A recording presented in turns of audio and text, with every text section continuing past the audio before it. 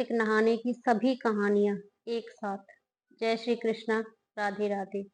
आप सभी श्रोताओं को कार्तिक मास की ढेरों शुभकामनाएं। भगवान श्री हरि विष्णु जी की कृपा हम सभी पर सदा सर्वदा बनी रहे, इसी मंगल कामना के साथ आज इस वीडियो का शुभारंभ करती हूँ। कार्तिक मास में भगवान विष्णु धरती पर जल में वास करते हैं, इसलिए इस महीने में ब्रह्म मुहूर्त में स्नान करने का विशेष महत्व है। धार्मिक ग्रंथों के अनुसार कार्तिक मास में सूर्योदय से पहले उठकर स्नान करना अत्यंत शुभ है। विशेषकर गंगा, यमुना या किसी अन्य पवित्र नदी में स्नान का महत्व काफी अधिक है। यदि साधक नदी तक नहीं पहुंचा जा सकता तो घर पर ही स्नान कर भगवान विष्णु का ध्यान करना चाहिए। कार्तिक मास में स्नान करने से जीवन में सुख, समृद्धि, आरोग्य और मानसिक शांति प्राप्त होती है। शास्त्रों में कहा गया है, कार्तिक स्नान से पूर्व जन्मों के पाप समाप्त हो जाते हैं, अनंत पुण्य मिलता है।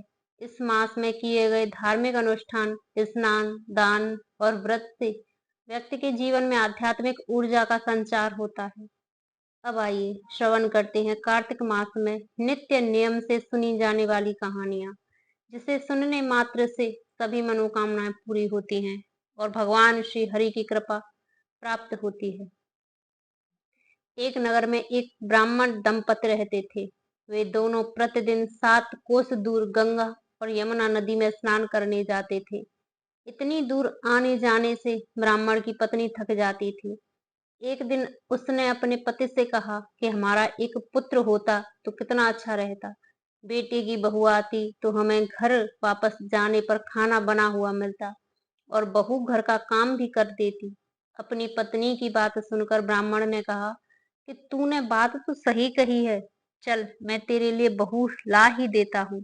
ब्राह्मण ने कहा कि एक पोटली में आटा डाल और कुछ मोहरे रख दे। ब्राह्मण के कहे अनुसार उसने पोटली बांध कर दे दी। पोटली लेकर ब्राह्मण चला गया। ब्राह्मण सफर के दौरान यमुना के किनारे पहुंचा। वहां पर उसे बहुत ही सुंदर लड़कियां दिखाई दी। वे रेत में घर बनाकर खेल रही थी। उनमें से एक लड़की ने कहा कि मैं अपना घर नहीं बिगाड़ूंगी, मुझे तो रहने के लिए ये घर चाहिए। लड़की की बात सुनकर ब्राह्मण मन ही मन सोचने लगा कि बहू बनाने के लिए यही लड़की उचित है। जब वह लड़की जाने लगी तो ब्राह्मण भी उसके पीछे पीछे उसके घर तक चला गया। वहां जाकर ब्राह्मण ने उस लड़की से कहा, बेटी, कार्तिक मास चल रहा है, इसलिए मैं किसी के घर खाना नहीं खाता। मैं अपने साथ आटा लेकर आया हूँ। तुम अपनी माता से पूछो कि क्या वह मेरे लिए आटा छानकर 4 रोटी बना देंगी। यदि वह मेरा आटा छानकर रोटी बनाएगी तो मैं वह रोटी खा लूंगा। लड़की ने जाकर अपनी माँ से यह सारी बात बताई। माँ ने कहा, उचित है। जानकर ब्राह्मण देवता से कह दो कि वह अपना आटा दे दे, मैं रोटी बना दूंगी। जब वह आटा छानने लगी तो आटे में से मोहरे निकले। वह नहीं मन सोचने लगी कि जिसके आटे में इतने मोहरे हैं उसके घर में कितने मोहरे होंगे। जब ब्राह्मण खाना खाने बैठा तो लड़की की माँ ने उस ब्राह्मण से पूछा कि आपका कोई लड़का है और क्या आप उस लड़के की सगाई करने जा रहे हैं। यह सुनकर ब्राह्मण ने कहा कि मेरा लड़का तो काशी में पढ़ने गया हुआ है, लेकिन यदि तुम कहो तो खांड कटोरे से विवाह करके तेरी बेटी को अपने साथ ले जाऊं। लड़की की माँ ने कहा, ठीक है। ब्राह्मण देवता इस पर लड़की की माँ ने लड़की की खांड कटोरे से शादी करके ब्राह्मण के साथ भेज दिया। ब्राह्मण ने घर आकर कहा, रामू की माँ, दरवाजा खोलकर देख, मैं तेरे लिए बहू लेकर आया हूँ। ब्राह्मण की पत्नी भीतर से ही बोली, हमारे तो कोई बेटा बेटी नहीं है, तो बहू कहाँ से लाए। दुनिया ताने मारती थी, अब आप भी मारने लगे। ब्राह्मण ने कहा, तू दरवाजा तो खोल। जब ब्राह्मणी ने दरवाजा खोला तो सामने बहू को खड़ी देखा। उसने बहू को स्वागत किया और आदर सत्कार से अंदर ले गई। अब जब ब्राह्मण अपनी पत्नी के साथ नदी स्नान करने जाता तो पीछे से बहू घर का सारा काम करके और खाना बनाकर रखती थी। वह उनके कपड़े धोती और रात को हाथ पैर भी दबाती थी। इस तरह बहुत दिन बीत गए। ब्राह्मणी ने अपनी बहू से कहा कि बहू, कभी भी चूल्हे की आग मत बुझने देना और मटके का पानी खत्म मत होने देना। परंतु एक दिन दुर्भाग्यवश चूल्हे की आग बुझ गई। यह देखकर बहू घबरा गई और भागी भागी अपनी पड़ोसन के पास गई और कहा कि मेरे चूल्हे की आग बुझ गई है, मुझे थोड़ी सी आग चाहिए। मेरे सास ससुर सुबह 5 बजे से गए हुए हैं, वह थके हुए घर आएंगे, इसलिए मुझे उनके लिए खाना बनाना है। यह सुनकर पड़ोसन ने कहा कि तू तो बावली है, तुझे यह दोनों मिलकर पागल बना रहे हैं, क्योंकि इनके कोई पुत्र नहीं है, ये दोनों तो निसंतान हैं। बहू ने कहा, नहीं ऐसा मत बोलो, इनका बेटा तो बनारस काशी में पढ़ने गया हुआ है। इस पर पड़ोसन ने कहा कि यह तुझे झूठ बोलकर लाए हैं, मेरी बात सच मान, इनके कोई बेटा नहीं है। अब बहू पड़ोसन की बातों में आ गई और कहने लगी कि अब आप ही बताओ मैं क्या करूं। पड़ोसन ने कहा कि क्या करना है, जब तुम्हारे सास ससुर आए तो जली हुई रोटियां बनाकर देना, बिना नमक की दाल बनाकर देना, खीर की कड़छी दाल में और दाल की कड़छी खीर में डाल देना। पड़ोसन ने उसे अच्छे से सिखा पढ़ा दिया। फिर जब उसके सास ससुर घर आए तो उसने न तो उनका आदर सत्कार किया, ना ही उनके कपड़े धोए। जब उसने सास ससुर को खाना दिया तो सास बोली, बहू आज यह रोटियां जली हुई क्यों हैं? यह दाल भी अलूनी है। तब बहू ने पलट कर कहा कि एक दिन ऐसा खाना खा लोगे तो कुछ बिगड़ नहीं जाएगा तुम्हारा। सास ससुर को खरी खोटी सुनाकर वह फिर से पड़ोसन के पास गई और बोली कि अब आगे क्या करना है। पड़ोसन ने कहा कि तुम सातों कोठों की चाबी मांग लेना। अगले दिन जब स्नान करने के लिए जाने लगे तो बहू अड़ गई कि मुझे तो सातों कोठों की चाबी चाहिए। तब ससुर ने कहा कि इसे चाबी दे दो। तब सास ने बहू को चाबी दे दी। सास ससुर के जाने के बाद जब बहू ने दरवाजे खोले तो देखा कि किसी में अन्न भरा है, तो किसी ने में धन भरा है, किसी में कोठे में बर्तन पड़े हैं। उसने सबसे ऊपर का 7वां कोठा खोला तो देखा कि शिव जी, पार्वती माता, गणेश जी, लक्ष्मी माता जी, पीपल पथवारी, कार्तिक के ठाकुर, राई, दामोदर, तुलसी जी का बिड़वा, गंगा यमुना और 33 कोटि देवी देवता विराजमान है। वहीं पर एक लड़का चंदन की चौकी पर बैठा माला जप रहा है। यह सब देखकर उसने लड़के से पूछा कि तुम कौन हो? तब लड़का बोला कि मैं तेरा पति हूँ, अभी दरवाजा बंद कर दे, जब मेरे माता पिता आएंगे तब दरवाजा खोलना। यह सब देखकर बहू बहुत खुश हुई और 16 श्रृंगार कर सुंदर वस्त्र पहनकर अपने सास ससुर का इंतजार करने लगी। उसने अपने सास ससुर के लिए अच्छे अच्छे पकवान बनाकर जब उसके सास ससुर घर पर आए तो उसने उनका आदर सत्कार किया और प्रेम पूर्वक खाना खिलाया और हाथ पैर दबाने लगी। पैर दबाते दबाते बहू ने कहा कि माँ जी, आप इतनी दूर गंगा यमुना स्नान करने के लिए जाती हो तो आप थक जाती हो, इसलिए आप घर पर ही स्नान क्यों नहीं करती हो? यह सुनकर सास कहने लगी कि बेटी, गंगा यमुना घर पर तो नहीं बहती हैं। तब उसने कहा कि हाँ माँ जी, बहती हैं, चलो मैं आपको दिखाती हूँ। जब बहू ने 7वां कोठा खोलकर दिखाया तो उसमें शिव जी, पार्वती जी, गणेश जी, लक्ष्मी जी, पीपल पथवारी, कार्तिक के ठाकुर, राई दामोदर, तुलसी जी का बिड़वा, गंगा यमुना बह रही है और 33 कोटि देवी देवता विराजमान है। वही चौकी पर बैठा एक लड़का माला जप रहा है। माँ ने उसे देखकर कहा कि बेटा तू कौन है? लड़का बोला, माँ मैं तेरा बेटा हूँ। तब ब्राह्मणी ने पूछा कि तू कहाँ से आया है? लड़के ने जवाब दिया कि मुझे कार्तिक देव ने भेजा है। माँ ने कहा, बेटा यह संसार कैसे मानेगा कि तू मेरा बेटा है? तब माँ ने कुछ विद्वान पंडितों से मदद मांगी। पंडितों ने कहा, इस पार बहू बेटा खड़े हो जाएं और उस पार माँ खड़ी हो जाए। माँ चमड़े की अंगिया पहनी हो, छाती में से दूध की धार निकल कर बेटे की दाढ़ी मूछ भीगे और पवन पानी से गठ जोड़ा बंधे, तब मानेंगे कि यह इस माँ का ही बेटा है। फिर क्या था, उसने ऐसा ही किया। चमड़े की अंगिया फट गई, छाती में से दूध की धार निकलकर बेटे की दाढ़ी मूछ भीग गई। पवन पानी से बहू बेटे का गठजोड़ा बंध गया। यह सब देखकर ब्राह्मण और उसकी पत्नी की खुशी का ठिकाना न रहा। तो यह थी कार्तिक मास की कथा। हे कार्तिक के ठाकुर, आपने जैसे ब्राह्मण और ब्राह्मणी की बहू बेटा दिया, वैसे सबको देना। कार्तिक मास की कथा कहने, सुनने और हुंकारा भरने वाले सब पर कृपा करना। अब आइए श्रवण करते हैं कार्तिक मास के नित्य नियम से सुनी जाने वाली बूढ़े ससुर और 7 बहुओं की कहानी। एक समय की बात है, किसी नगर में एक बूढ़ा व्यक्ति रहता था और उसकी 7 बहुएं थीं। एक बार कार्तिक का महीना आया। उसने अपनी बहुओं से कहा कि मैं कार्तिक का स्नान करूंगा, क्या तुम इसे निभा दोगी? 7 में से 6 बहुओं ने मना कर दिया, लेकिन बड़ी बहू ने कहा कि मैं निभा दूंगी। बूढ़ा हर रोज सुबह उठता, नदी पर स्नान कर घर आता, गीली धोती को वही बड़ी बहू के आंगन में सुखा देता। जैसे जैसे उस गीली धोती में से पानी की बूंद जमीन पर गिरती, वैसे ही वह हीरे मोतियों में बदल जाती। धोती से हीरे मोती गिरते देख बाकी 6 बहुओं से रहा नहीं गया और वे बोली कि हम भी बूढ़े को अपने यहाँ नहाने को बोलते हैं। उन्होंने कहा कि पिताजी, आप कल से हमारे यहाँ कार्तिक नहा लेना। बूढ़े ने कहा, ठीक है, तुम तो नहाना ही, मैं तुम्हारे यहाँ नहा लूंगा।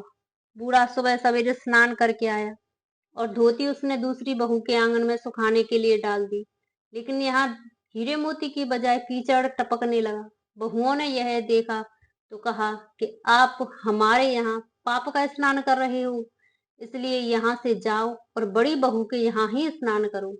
बूढ़ा वापस बड़ी बहू के यहाँ आया, कार्तिक का स्नान करने लगा। स्नान करके उसने फिर धोती सुखाई तो फिर से हीरे मोती गिरने लगे। अब कार्तिक का महीना समाप्त होने को था। बूढ़ा चिंता में पड़ गया कि बड़ी बहू ने इसका कारण पूछा। उसने कहा कि कार्तिक स्नान समाप्त होने को है और मेरा मन है कि मैं सारे परिवार को एक दिन खाने का न्योता दूं। बड़ी बहू ने कहा कि पिताजी, इसमें चिंता की क्या बात है, आप सभी को बुला लें, मैं खाना बना दूंगी। बूढ़ा सभी को निमंत्रण देने गया तो बाकी बहुओं ने कहा कि जब तक यह घर पर रहेगी, हम खाने पर नहीं आएंगे। बूढ़ा फिर से चिंता में घिर गया कि ऐसे कैसे होगा और सूखने लगा। बूढ़े को सूखते देख बड़ी बहू ने कहा, पिताजी, आप चिंता में क्यों हैं? बूढ़े ने बाकी 6 बहुओं वाली बात बड़ी बहू को बता दी, जिसे सुनकर वह बोली कि पिताजी ठीक है, मैं खाना बनाकर रख जाऊंगी।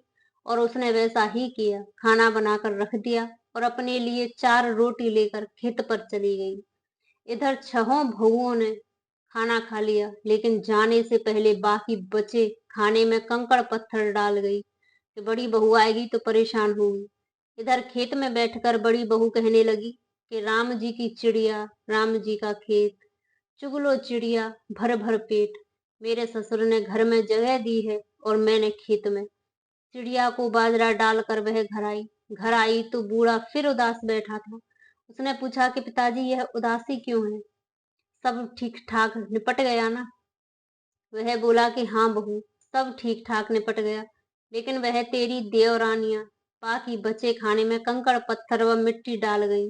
बहू ने कहा कि कोई बात नहीं पिताजी, मैं तो अपने लिए 4 रोटी फिर बना लूंगी। बहू बूढ़े से 7 बार बार कह रही थी, भीतर जाकर खाने को देखती है तो वह हैरान रह जाती है, क्योंकि वह देखती है कि जिस खाने में सभी बहुओं ने कंकड़ पत्थर डाला था, वह हीरे मोती में बदल गए हैं।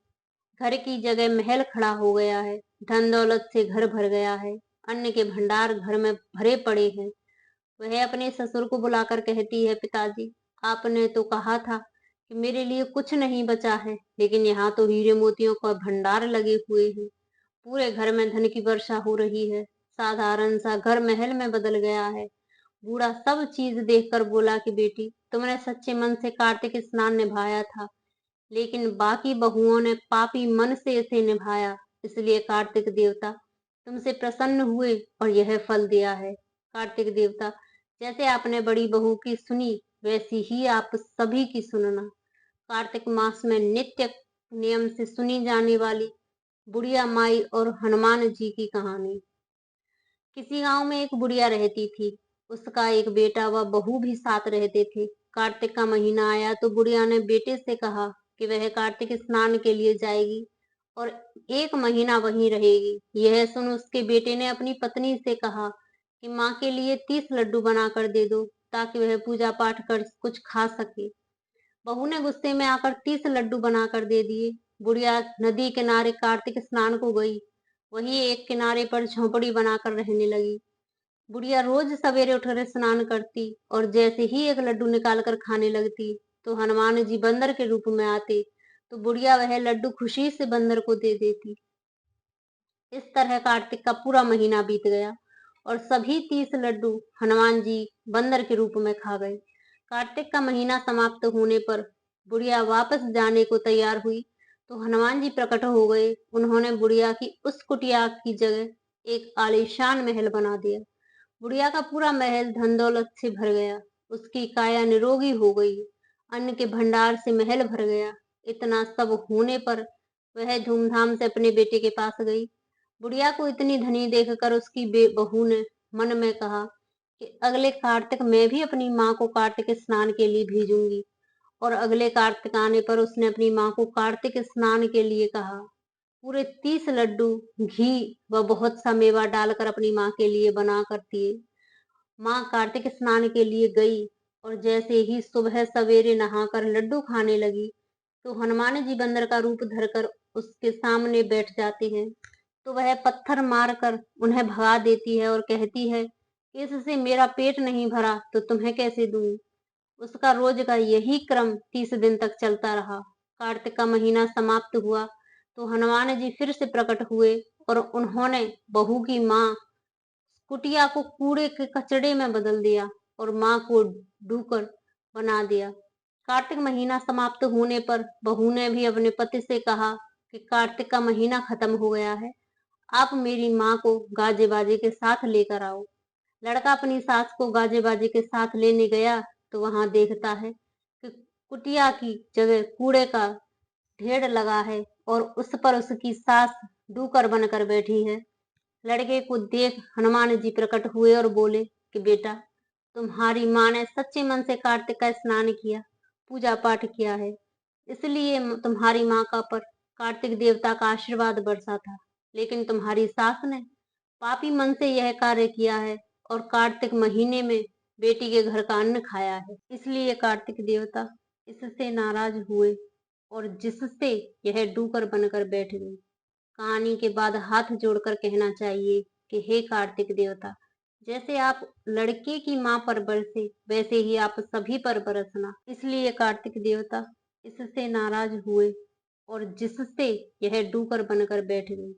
कहानी के बाद हाथ जोड़कर कहना चाहिए कि हे कार्तिक देवता, जैसे आप लड़के की माँ पर बरसे वैसे ही आप सभी पर बरसना। किसी गांव में एक बुढ़िया रहती थी और वह कार्तिक का व्रत रखा करती थी।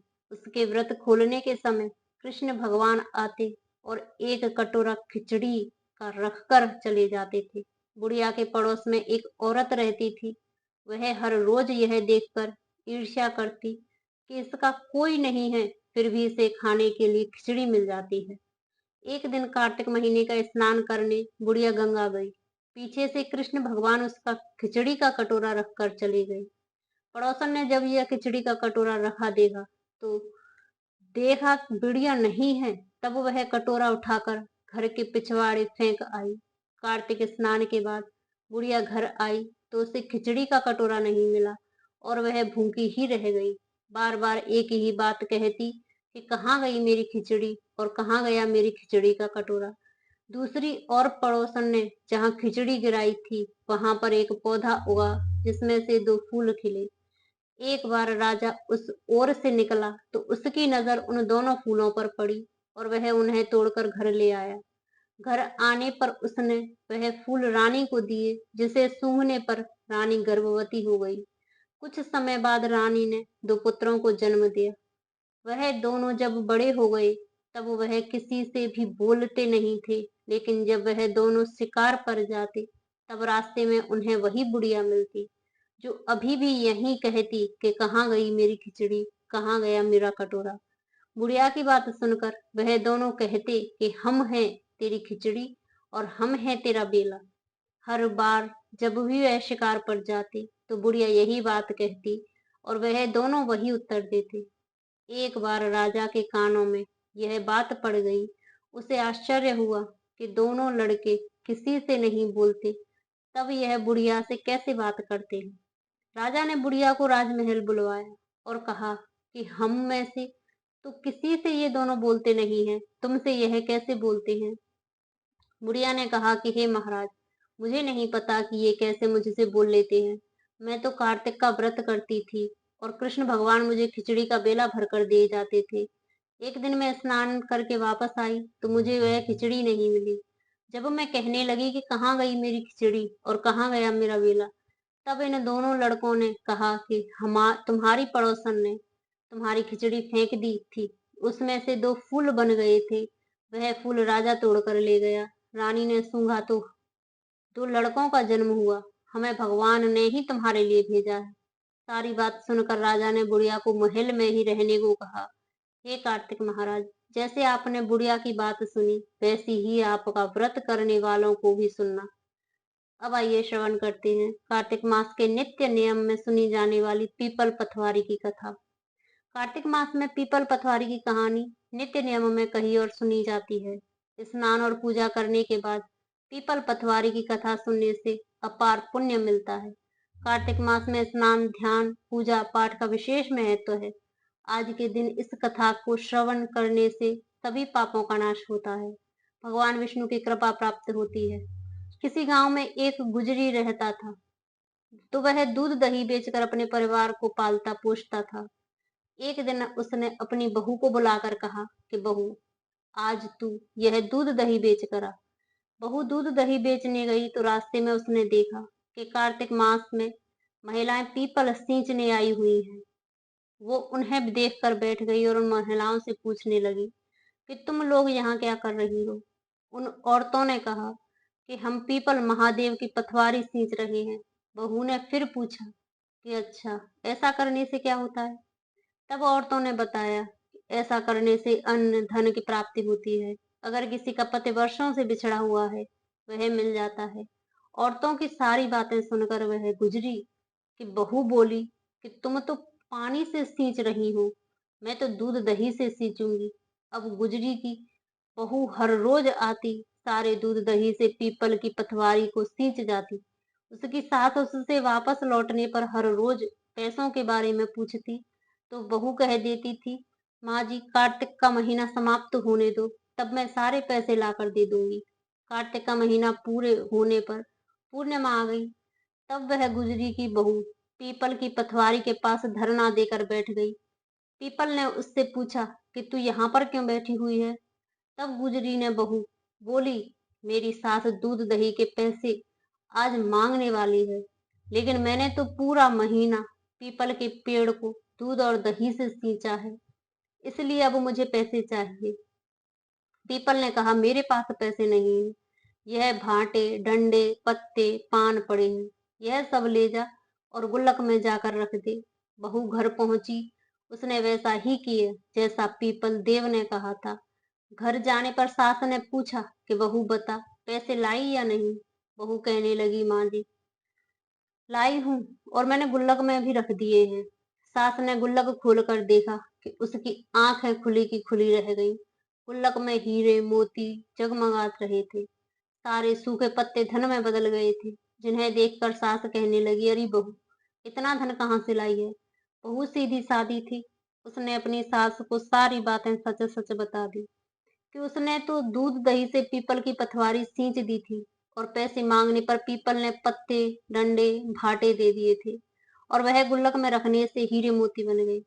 अब बहू की बात सुनकर सास बोली कि बहू, तब तो मैं भी पीपल की पथवारी सींचने जाऊंगी। अब सास दूध दही तो बेच आती, उसके बाद दूध दही की हांडी धोकर पीपल की पथवारी में रखाती थी।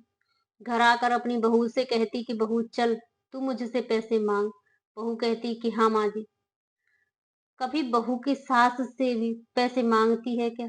फिर सास के बार बार कहने पर आखिरकार बहू ने सास को पैसे लाने के लिए कहा, तो सास ने एक दिन पीपल के पास धरना देकर बैठ गई।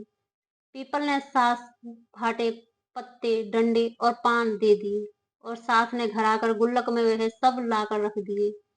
सास के कहने पर बहू ने गुल्लक फोड़ी तो उसमें देखा कीड़े मकोड़े चल रहे थे। बहू ने सास से पूछा, माँ जी यह सब क्या है? सास कीड़ों को देखकर गांव की महिलाओं से बोली कि पीपल पटवारी ने मेरे बहू को धन दिया, लेकिन मुझे कीड़े क्यों दिए? इस पर सभी औरतें बोली कि तुम्हारी बहू ने तो सब कुछ सच्चे मन से किया था, लेकिन तुमने धन के लालच में आकर सब किया है। इसलिए हाथ जोड़कर इस कथा के अंत में कहना चाहिए कि हे पथवारी माता, जैसा आपने बहू को दिया वैसा ही अपने भक्तों को देना। इस कथा को कहते, सुनते और हुंकारा भरते सभी भक्तों को देना। अब आइए श्रवण करते हैं कार्तिक मास में सुनी जाने वाली इल्ली और घुने की कहानी। इल्ली और घुन था। इल्ली बोली, जाओ घुन कार्तिक स्नान करें। घुन बोला, तू ही कार्तिक स्नान कर ले, मैं तो नहीं करूंगा। घुन की बात सुनकर इल्ली तो राजा की लड़की के पल्ले से लगकर कार्तिक स्नान कर लेती है, लेकिन घुन ने इल्ली के कहने से कार्तिक स्नान नहीं किया। कुछ दिनों बाद दोनों मर गए। बाद में इल्ली ने कार्तिक स्नान के पुण्य के कारण राजा के घर में जन्म लिया और घुन राजा के घर मेढ़ा बन गया। राजा ने अपनी बेटी का विवाह कर दिया। बेटी ससुराल जाने लगी। उसने अपनी पालकी रुकवा दी तो राजा ने पूछा, क्या हुआ बेटी? तो लड़की बोली, पिताजी मुझे ये मेढ़ा चाहिए। तब राजा बोला, बेटी तूने ये क्या मांगा? मांगना था तो धन दौलत ले, तू इसका क्या करेगी? लड़की बोली, नहीं मानी। बोली, नहीं मुझे तो यही चाहिए। मेढ़े को रथ से बांध दिया गया। महल में पहुंचने पर मेढ़े को महल में नीचे बांध दिया गया। जब लड़की नीचे उतरती है तो मेढ़ा कहता है, मुझे पानी पिला दे। तब लड़की ने कहा, मैंने पहले ही कहा था कार्तिक स्नान कर ले, पर तब तूने नहीं किया, तो मैं बाजरा खाऊंगा, ठंडा ठंडा पानी पीऊंगा। लड़की और मेढ़े की बात करते हुए उसकी देवरानी जेठानी सुन लेती है। वह दोनों अपने देवर के पास गई और बोली कि ये तुम किस जादूगरनी को ब्याह कर लाए हो? यह तो जानवरों से बात करती है। अपनी भाभीियों की बात सुनकर लड़का बोला कि मैं जब अपने कानों से सुनूंगा और आंखों से देखूंगा तब ही मानूंगा। अगले दिन वह सीढ़ी पर छिपकर बैठ गया। उसने पत्नी आई और मेढ़े से उससे फिर बात बताई, जिस पर रानी ने भी वही जवाब दिया। यह सब देखकर वह राजकुमार तलवार निकालकर सामने आया और बोला कि तुम जानवरों से कैसे बात कर सकती हो? बताओ कि तुम कौन हो? उसकी पत्नी ने उससे कहा कि औरत का भेद नहीं खोलना चाहिए, लेकिन वह नहीं माना और बोला, मुझे सब जानना है। राजकुमार की जिद के आगे उसकी पत्नी हार गई और उसने पिछले जन्म की सारी बात बता दी कि वह पिछले जन्म में इल्ली थी और यह मेरा घुन था। इससे मैंने कार्तिक नहाने को कहा, लेकिन इसने मना कर दिया, जिसके परिणाम स्वरूप यह इस जन्म में मेढ़ा बन गया और मैं राजा की बेटी के पल्ले से लगकर कार्तिक स्नान कर लेती थी, जिसकी वजह से मैं राजकुमारी के रूप में पैदा हुई हूँ। इसलिए तो इससे पिछले जन्म की बात कर रही थी। सारी बात सुनकर राजकुमार बोला, क्या कार्तिक स्नान का इतना पुण्य मिलता है? रानी ने कहा कि हाँ, पुण्य बहुत मिलता है। अपनी पत्नी की सारी बातें सुनकर राजकुमार ने कहा कि यदि कार्तिक स्नान का इतना पुण्य मिलता है, तब तो हम दोनों जोड़े से कार्तिक स्नान करेंगे और दान पुण्य भी करेंगे, ताकि आने वाले समय में हम सुखपूर्वक रह सकें। दोनों ने सब जोड़े से स्नान किया। उनके पास काफी धन हो गया। हे कार्तिक महाराज, जैसे आपने इल्ली को फल दिया वैसा ही सभी को देना। कहानी कहने सुनने वाले, हुंकार भरने वाले सभी पर अपनी कृपा बनाए रखना। अब आप श्रवण करते हैं कार्तिक मास में प्रतिदिन सुनी जाने वाली कार्तिक मास की कथा।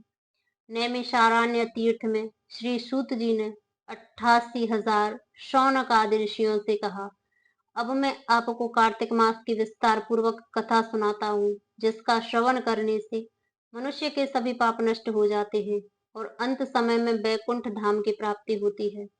सूत जी ने कहा, श्री कृष्ण जी अनुमति लेकर देवऋषि नारद के चले जाने के पश्चात सत्यभामा प्रसन्न होकर भगवान श्री कृष्ण से बोली, हे प्रभु, मैं धन्य हुई, मेरा जन्म सफल हुआ।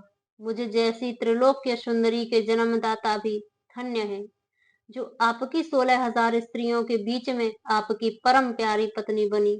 मैंने आपके साथ नारद जी को वह कल्प वृक्ष आदि पुरुष विधि पूर्वक दान में दिया, परंतु वही कल्प वृक्ष मेरे घर लहराया करता है। यह बात मृत्यु लोक में किसी स्त्री को ज्ञात नहीं है।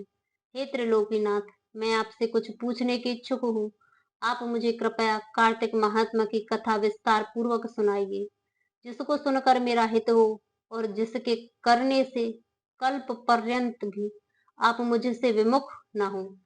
सूत जी आगे बोले, सत्यभामा के ऐसे वचन सुनकर श्री कृष्ण ने हंसते हुए सत्यभामा का हाथ पकड़ा और अपने सेवकों को वहीं सुनने के लिए कहकर विलास युक्त अपनी पत्नी को कल्प वृक्ष के नीचे ले गए।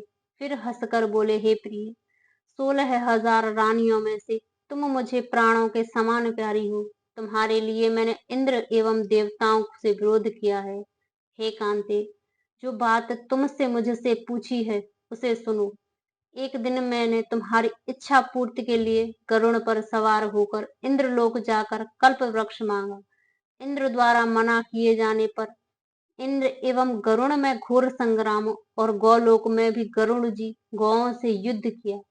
गरुड़ की चोंच की चोट से उनके गए, इनके पहले पंख से नीलकंठ, दूसरे मोर, तीसरे से चकवा चकवी उत्पन्न हुए। हे प्रिय, इन तीनों का दर्शन करने मात्र से ही शुभ फल प्राप्त हो जाता है। यह सुनकर सत्यभामा ने कहा, हे प्रभु, कृपया मुझे मेरे पूर्व जन्मों के विषय में बताइए कि मैं पूर्व जन्म में कौन कौन से दान, व्रत व जप नहीं किए हैं। मेरा स्वभाव कैसा था, मेरे जन्मदाता कौन थे, मुझे मृत्यु लोक में जन्म क्यों लेना पड़ा, मैंने ऐसा कौन सा पुण्य कर्म किया था जिससे मैं आपकी अर्धांगिनी हुई। श्री कृष्ण ने कहा, हे प्रिय, मैं तुम्हारे द्वारा पूर्व जन्म में किए गए पुण्य कर्मों को विस्तार पूर्वक कहता हूँ, उसे सुनो। पूर्व समय में सतयुग के अंत में मायापुरी में अत्रि गोत्र में वेद वेदांत का ज्ञाता देव शर्मा नामक एक ब्राह्मण निवास करता था। वह प्रतिदिन अतिथियों की सेवा, हवन और सूर्य भगवान का पूजन किया करता था। वह सूर्य के समान तेजस्वी था। वृद्ध अवस्था में उसे गुणवती नामक कन्या की प्राप्ति हुई। उस पुत्रहीन ब्राह्मण ने अपनी कन्या का विवाह अपने ही चंद्र नामक शिष्य के साथ कर दिया। वह चंद्र को अपने पुत्र के समान मानता था और चंद्र भी उसे अपने पिता के भांति सम्मान देता था। एक दिन वे दोनों कुश व समिधा लेने के लिए जंगल में गए। जब वे हिमालय की तलहटी में भ्रमण कर रहे थे, तब उन्हें एक राक्षस आता हुआ दिखाई दिया। उस आख राक्षस को देखकर भय के कारण उनके अंग शिथिल हो गए और वे वहां से भागने में भी असमर्थ हो गए। तब उस काल के समान राक्षस ने उन दोनों को मार डाला। क्योंकि वे धर्मात्मा थे, इसलिए मेरे पार्षद उन्हें मेरे बैकुंठ धाम में मेरे पास ले आए। उन दोनों द्वारा आजीवन सूर्य भगवान की पूजा किए जाने के कारण मैं दोनों पर अति प्रसन्न हुआ। गणेश जी, शिव जी, सूर्य व देवी, इन सब की पूजा करने वाले मनुष्य को स्वर्ग की प्राप्ति होती है। मैं एक होता हुआ भी काल और कर्मों के भेद से 5 प्रकार का होता हूँ। जैसे एक देवदत्त, पिता, भ्राता आदि नामों से पुकारा जाता हूँ। जब वे दोनों विमान पर आरूढ़ होकर सूर्य के समान तेजस्वी, रूपवान, चंदन की माला धारण किए हुए मेरे भवन में आए, तो वे दिव्य भोगों को भोगने लगे। सत्यभामा ने कहा, हे प्रभु, आप तो सभी काल के व्यापक हैं और सभी काल आपके आगे एक समान है। फिर यह कार्तिक मास ही सभी मासों में श्रेष्ठ क्यों है? आप सब तिथियों में एकादशी को और सभी मासों में कार्तिक मास को ही अपना प्रिय क्यों कहते हैं? इसका कारण बताइए। भगवान श्री कृष्ण ने कहा, हे भामिनी, तुमने बहुत ही अच्छा प्रश्न किया है। मैं तुम इसका उत्तर देता हूँ, ध्यान पूर्वक सुनो। इसी प्रकार एक बार महाराज बेनन के पुत्र राजा पृथु ने प्रश्न के उत्तर में देव ऋषि नारद से प्रश्न किया था, जिसका उत्तर देते हुए नारद जी ने उसे कार्तिक मास की महिमा बताते हुए कहा, हे राजन, एक समय शंख का नाम एक राक्षस बहुत बलवान एवं अत्याचारी हो गया था। उसके अत्याचारों से तीनों लोकों में त्राहि त्राहि मच गई। उस शंखासुर ने स्वर्ग में निवास करने वाले देवताओं पर विजय प्राप्त कर इंद्र आदि देवताओं एवं लोकपालों के अधिकारों को छीन लिया। उससे भयभीत होकर समस्त देवता अपने परिवार के सदस्यों के साथ सुमेरु पर्वत की गुफाओं में बहुत दिनों तक छिपे रहे। तत्पश्चात वे निश्चिंत होकर सुमेरु पर्वत की गुफाओं में ही रहने लगे। उधर जब शंखासुर को इस बात का पता चला कि देवता आनंद पूर्वक सुमेरु पर्वत की गुफाओं में निवास कर रहे हैं, उन्होंने सोचा कि ऐसा कोई दिव्य शक्ति अवश्य है जिसके प्रभाव से अधिकारहीन यह देवता अभी भी बलवान है।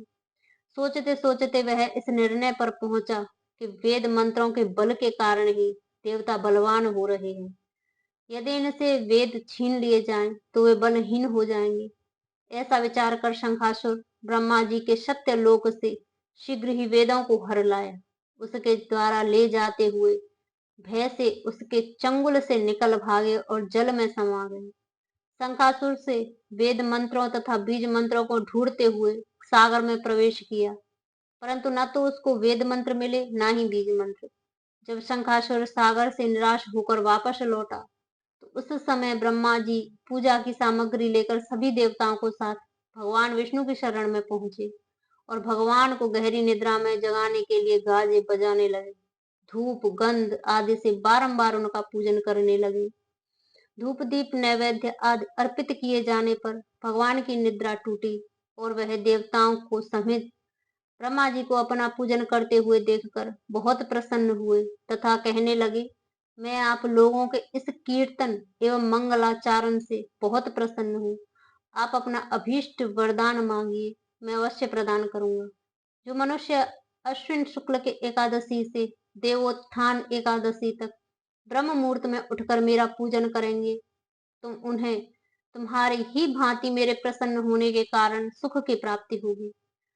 आप लोग जो पाद्य अर्घ आचमन जल आदि सामग्री मेरे लिए लाए हैं, वे अनंत गुणों वाली होकर आपका कल्याण करेंगे। शंखासुर द्वारा हरे गए संपूर्ण वेद जल में स्थित हैं। मैं सागर पुत्र शंखासुर का वध करके उन वेदों को अभी लाए देता हूँ। आज से बीज मंत्र वेदों सहित मैं प्रतिवर्ष कार्तिक मास में जल में विश्राम किया करूंगा। अब मैं मत्स्य का रूप धारण करके जल में जाता हूँ। तुम सब देवता भी मुनीश्वरों सहित मेरे साथ जल में आओ। इस कार्तिक मास में जो श्रेष्ठ मनुष्य प्रातः काल स्नान करते हैं, वे सब यज्ञ के अवभृत स्नान द्वारा भले भांति नहा लेते हैं।